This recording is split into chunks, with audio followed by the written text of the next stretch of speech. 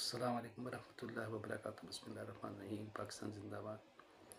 آپ خود سوچیں کہ اگر ایک انسان اتنا ناشکرا ہو جائے کہ وہ خود اپنے رب کی نافرمانی کر کے اسی کی دی ہوئی نعمتوں سے اور رحمتوں سے مزے لوٹے،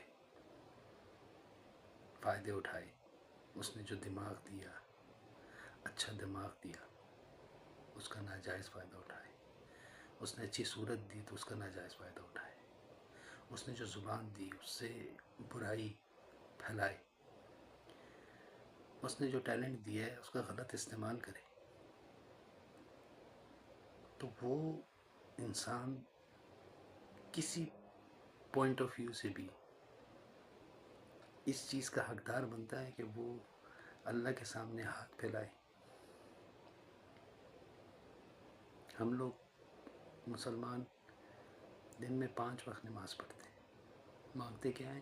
اہدنا الصراط المستقیم، اور پھر نماز پڑھنے کے بعد جا کے وہی برے کام کرتے ہیں۔ کتنی شرم کی بات ہے۔ کم از کم اپنے گناہ پہ افسوس کرنا، اس پہ جد و جہد کر کے اس کو اچھائی میں بدلنا، یہ بھی عبادت ہے۔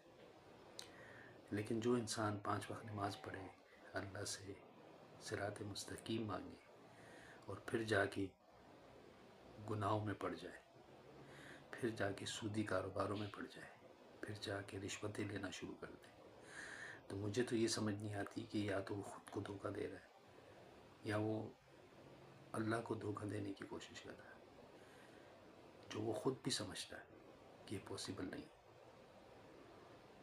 اللہ کو کوئی دھوکہ نہیں دے سکتا۔ اللہ نے تو وقت دیا ہے، آپ اس وقت کو کتنا استعمال کرتے ہو، کتنا اچھے طریقے سے اللہ کو راضی کرتے ہو، اللہ سے توبہ کرتے ہو۔